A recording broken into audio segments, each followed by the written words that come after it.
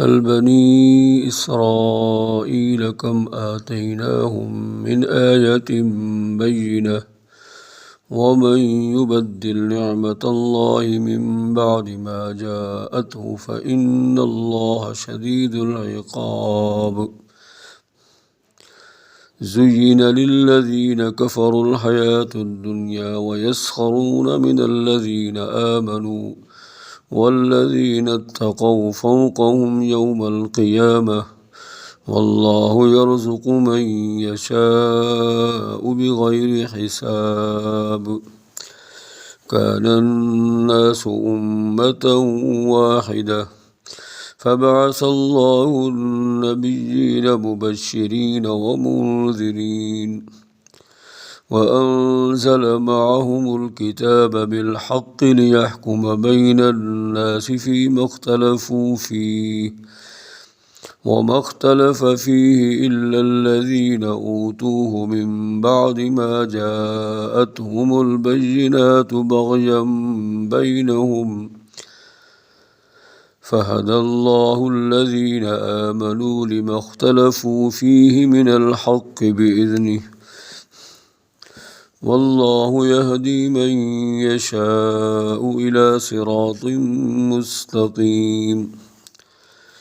أم حسبتم أن تدخلوا الجنة ولما يأتكم مثل الذين خلوا من قبلكم مستهم البأساء والضراء وزلزلوا حتى يقول الرسول والذين آمنوا معه متى نصر الله ألا إن نصر الله قريب. يسألونك ماذا ينفقون قل ما أنفقتم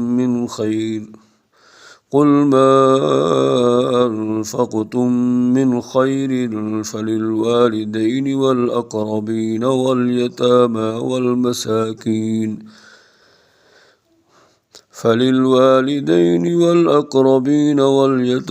والمساكين وابن السبيل وما تفعلوا من خير فإن الله به عليم. كتب عليكم القتال وهو كره لكم وعسى أن تكرهوا شيئا وهو خير لكم وعسى أن تحبوا شيئا وهو شر لكم والله يعلم وأنتم لا تعلمون. يسألونك عن الشهر الحرام قتال فيه قل قتال فيه كبير وصد عن سبيل الله وكفر به والمسجد الحرام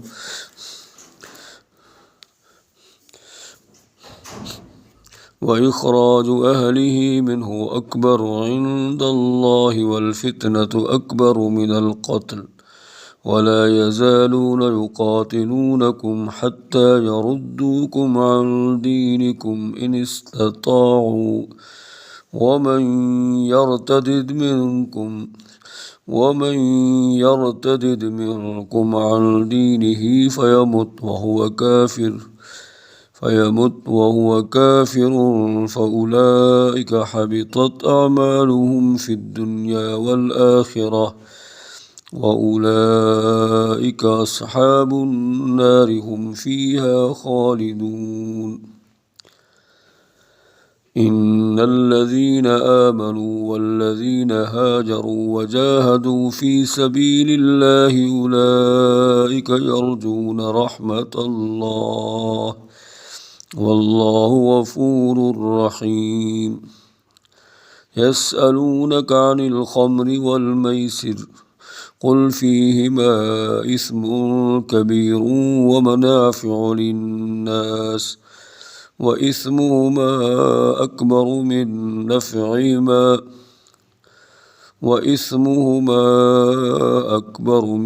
نفعهما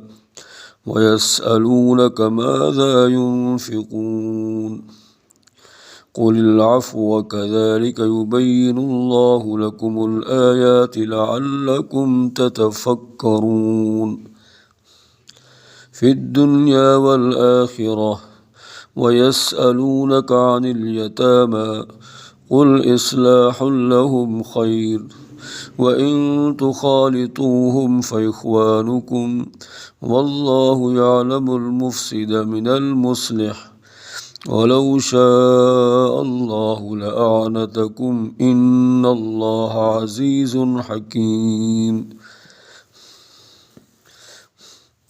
ولا تنكحوا المشركات حتى يؤمنوا ولأمة مؤمنة خير من مشركة ولو أعجبتكم ولا تنكحوا المشركين حتى يؤمنوا ولعبد مؤمن خير من مشرك ولو أعجبكم أولئك يدعون إلى النار والله يدعو إلى الجنة والمغفرة بإذنه ويبين آياته للناس لعلهم يتذكرون ويسألونك عن المحيض قل هو أذى فاعتزلوا النساء في المحيض ولا تقربوهن حتى يطهرن فإذا تطهرن فأتوهن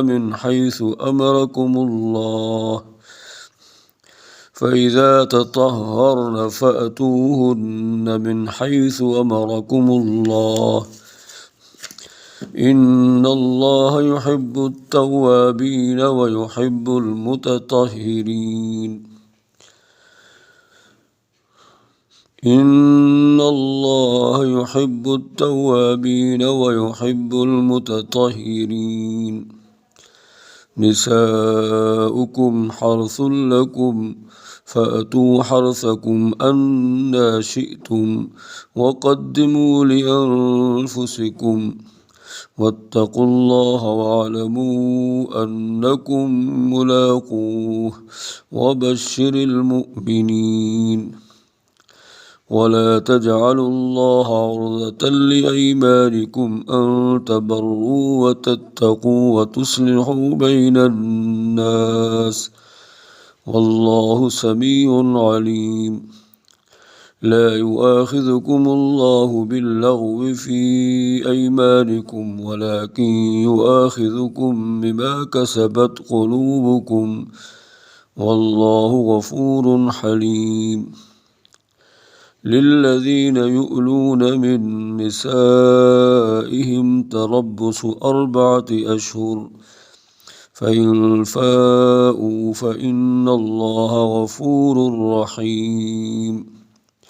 وإن عزموا الطلاق فإن الله سميع عليم والمطلقات يتربصن بأنفسهن 3 قروء ولا يحل لهن أن يكتمن ما خلق الله في أرحامهن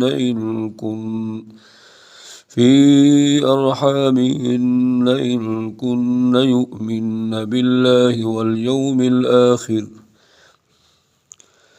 وبعولتهن أحق بردهن في ذلك إن أرادوا إصلاحا ولهن مثل الذي عليهن بالمعروف وللرجال عليهن درجة والله عزيز حكيم الطلاق 2 فإمساك بمعروف أو تسريح بإحسان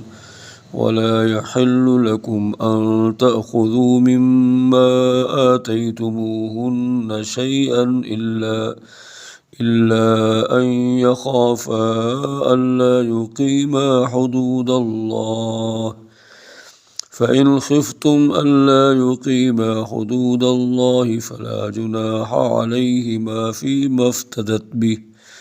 تلك حدود الله فلا تعتدوها، ومن يتعد حدود الله فأولئك هم الظالمون. فإن طلقها فلا تحل له من بعد حتى تنكح زوجا غيره، فإن طلقها فلا جناح عليهما أن يتراجعا إن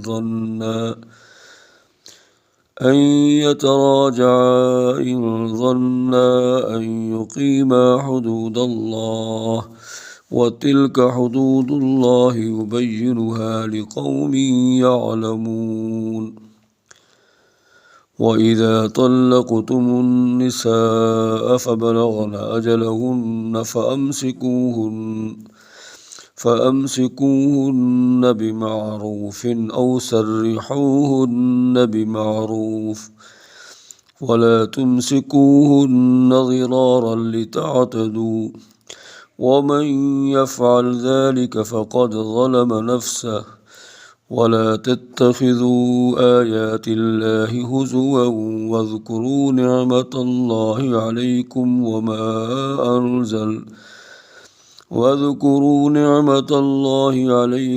وما أنزل عليكم من الكتاب والحكمة يعظكم به، واتقوا الله واعلموا أن الله بكل شيء عليم.